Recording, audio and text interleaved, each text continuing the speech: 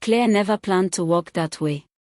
But something, she didn't know what, pulled her toward the back road that evening. Maybe it was the cold wind brushing across her skin like invisible fingers. Or the sudden blackout on the main street when the street lamp fizzled out with a hiss. Whatever it was, it led her there. And it changed everything. The alley was quiet.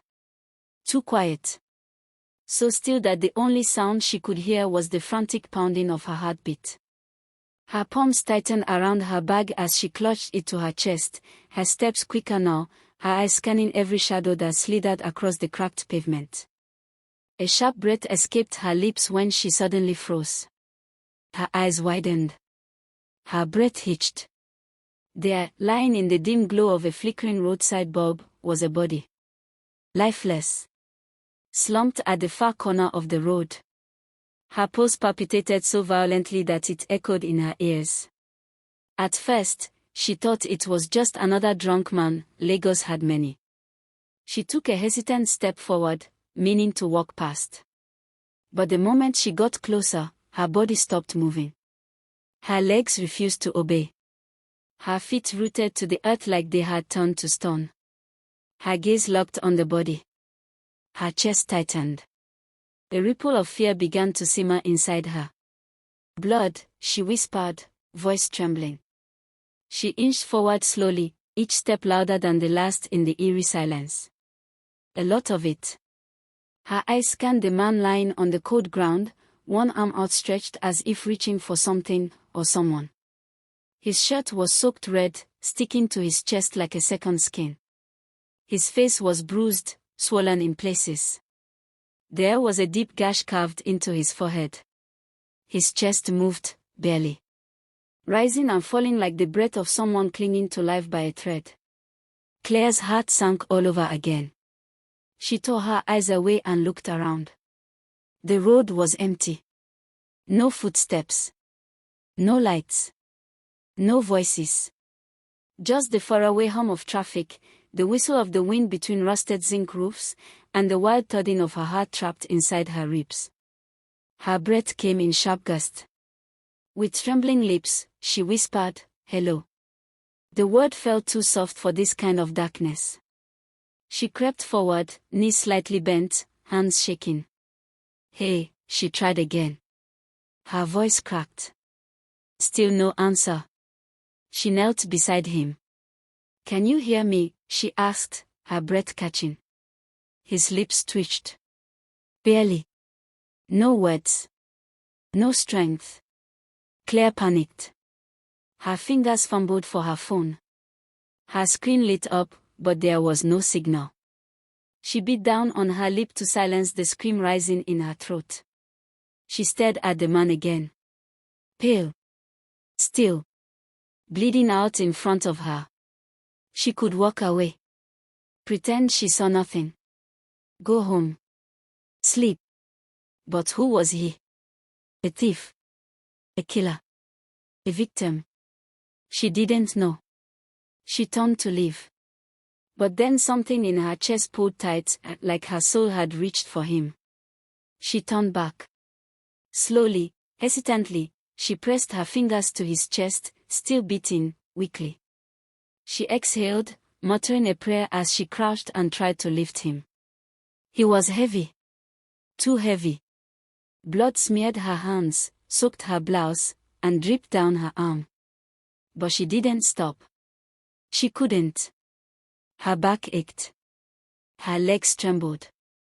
The road stretched endlessly ahead. Still, she pulled him with everything she had. She dragged him to the road's edge and screamed. "Help. Please. Somebody help." Nothing. Cars sped past. Blurred lights and careless eyes. She screamed louder, throat raw. "Help." A bike finally stopped.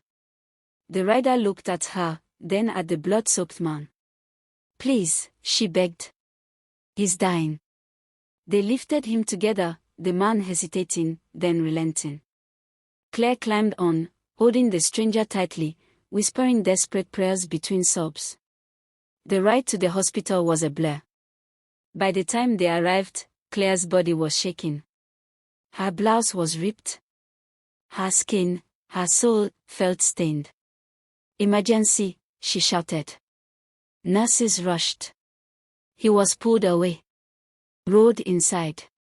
Claire stood there, chest heaving, heart shattering. She didn't even know his name. But his blood was on her hands.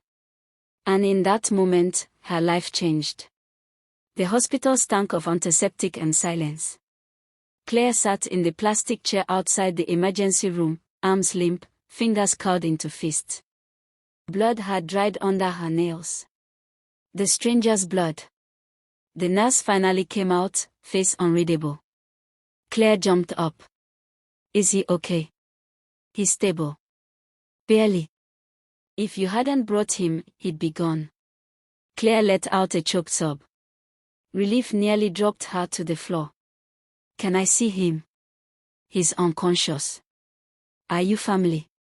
"No," Claire whispered. I found him. But I'll stay." The nurse hesitated. "That means you take responsibility." "Bills, too." Claire's chest tightened. Her phone buzzed, 12 missed calls. The other hospital. Her mother's insulin shot had been delayed again. "I'll find a way," she murmured. The nurse nodded and walked away. Claire sank back down. Rent unpaid. Her mother sick. Her salary nearly gone. And yet, here she was. Paying for a stranger's life. She closed her eyes. She remembered his blood. His half-whisper. The way the world ignored him except her. And she didn't even know his name. Inside the ward, Ethan stirred. Pain sliced through his ribs. His eyes fluttered open. Where? Through the glass, he saw her, curled in a chair, arms around her knees, her face pale and exhausted. He remembered her voice. Her trembling hands. She had saved him. He didn't know her name. But something in him didn't want to leave. By morning, she hadn't left. The doctor walked out. Stable. No ID. But he'll leave. Claire stood up. Thank you. She entered the room slowly. He was awake. Their eyes met. You brought me here, he said. Claire nodded. Thank you. I owe you. Do you remember anything? Your name? He paused. No, he lied. Claire gave a tired smile. Well, you're stuck with me, then. He looked at her, really looked. She didn't see a billionaire. She didn't even know. And yet, she'd stayed. She turned to go.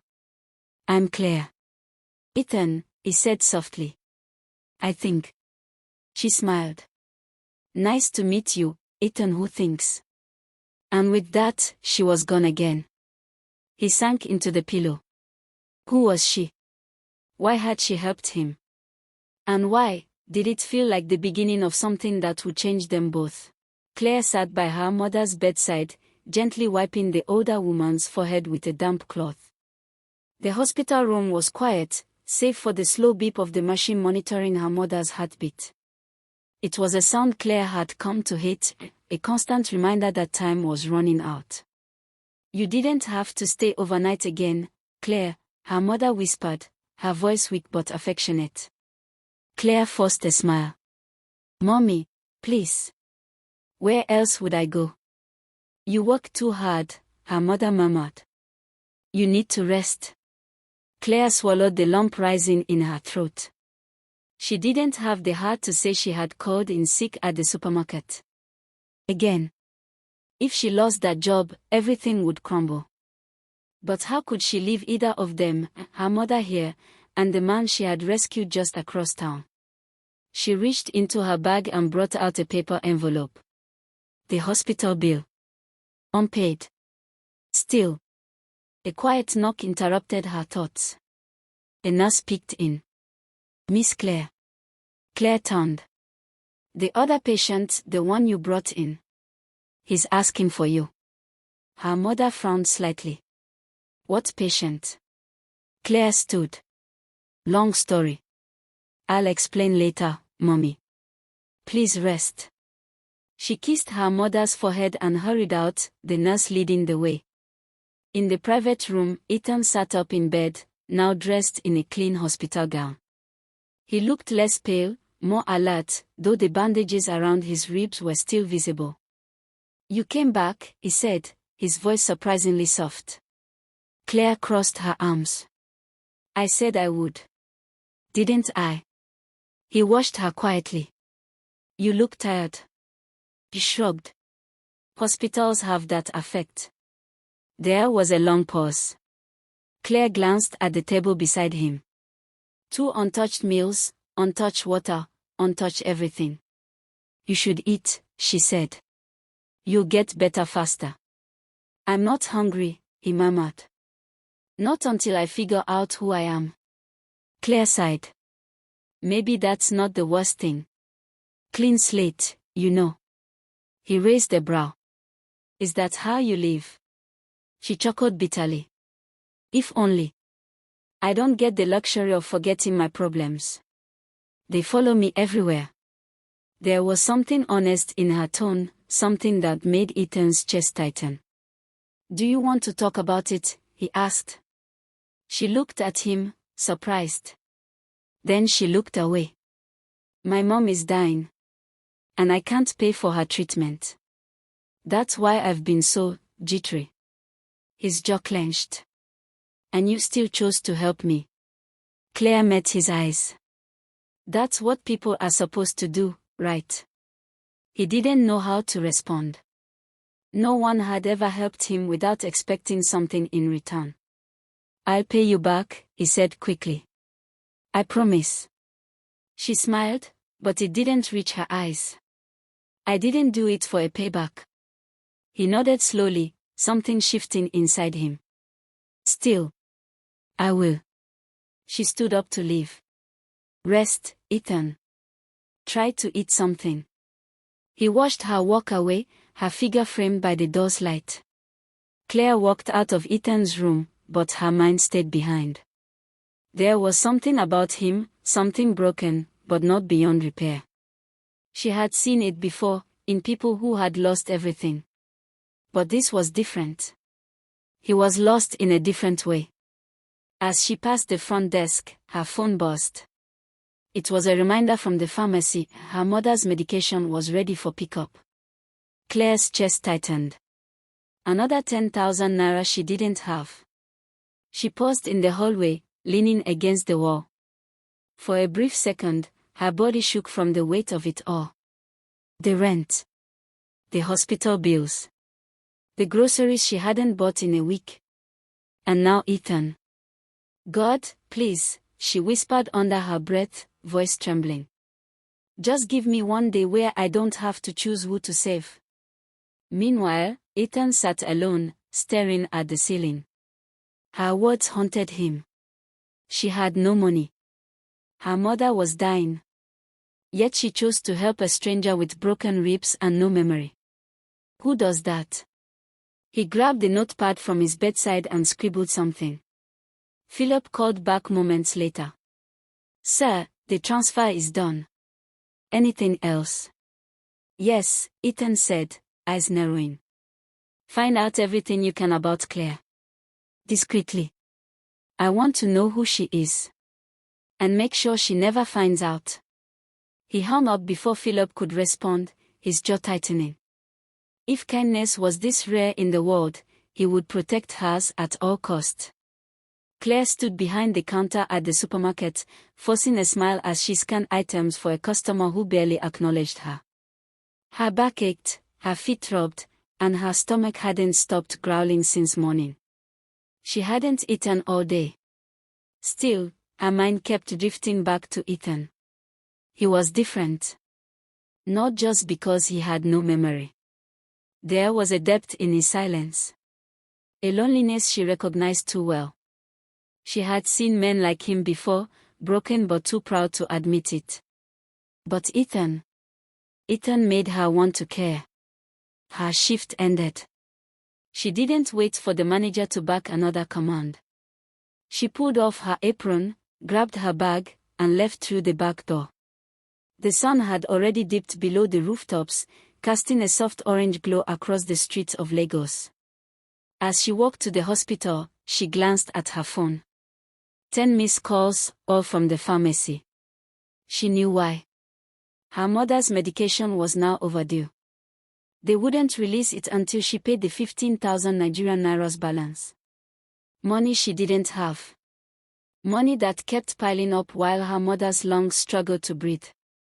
Claire walked faster, her heart racing. At the hospital, she checked her mom's room first. Empty. Her legs gave way beneath her for a moment, until she saw a nurse walking toward her with a clipboard.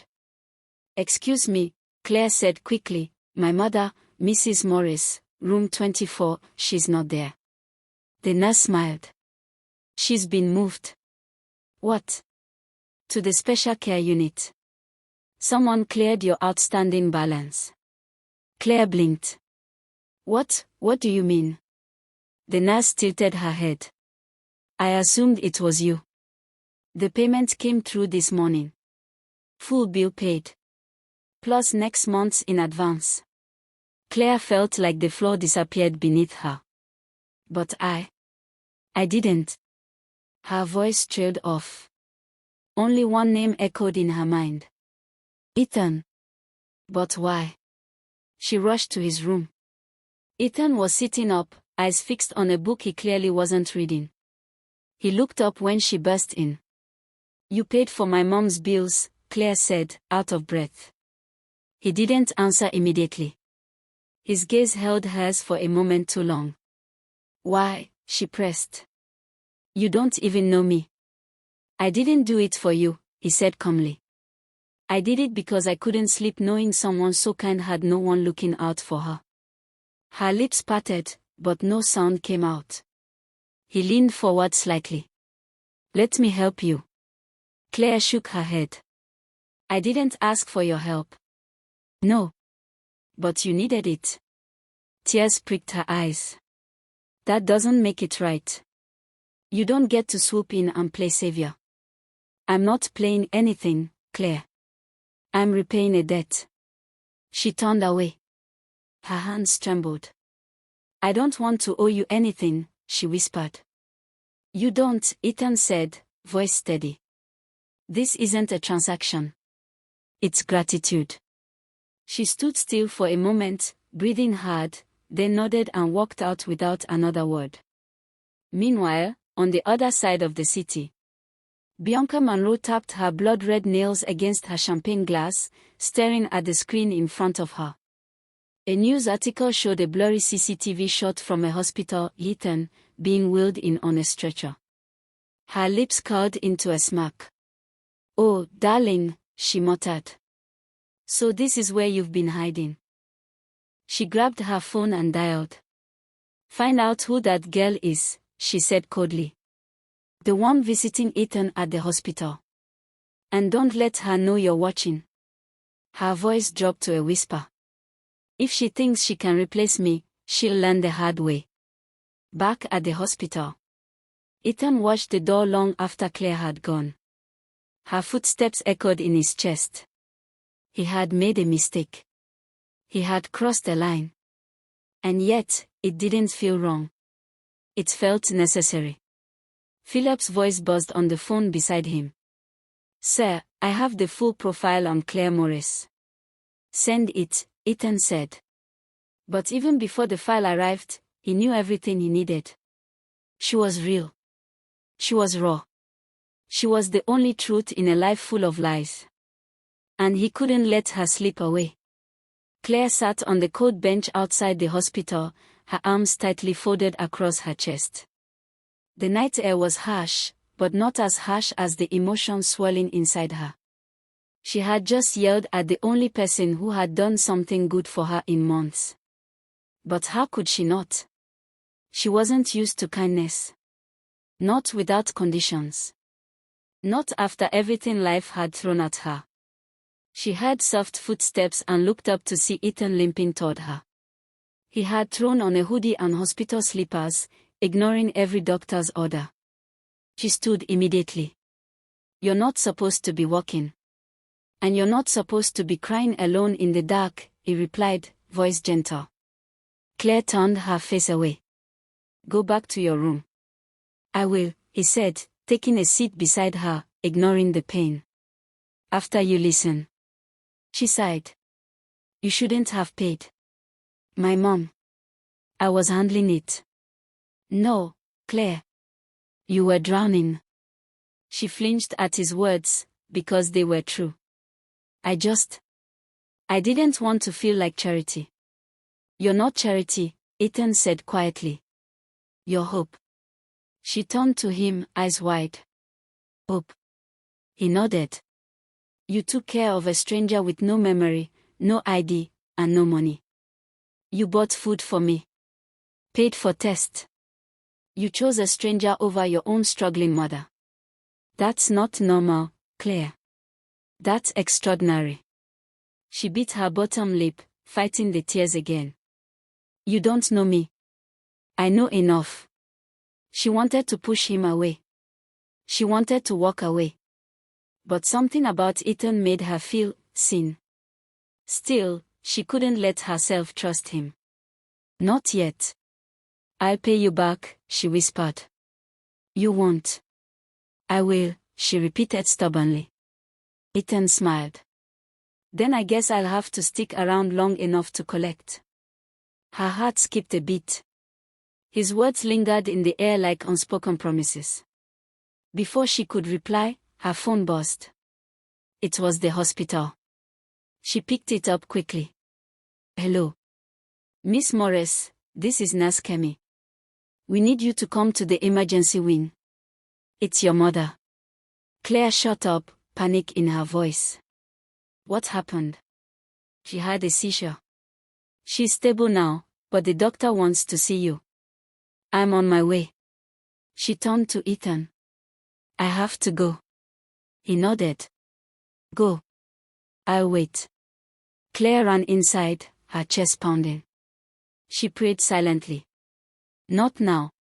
Not after everything.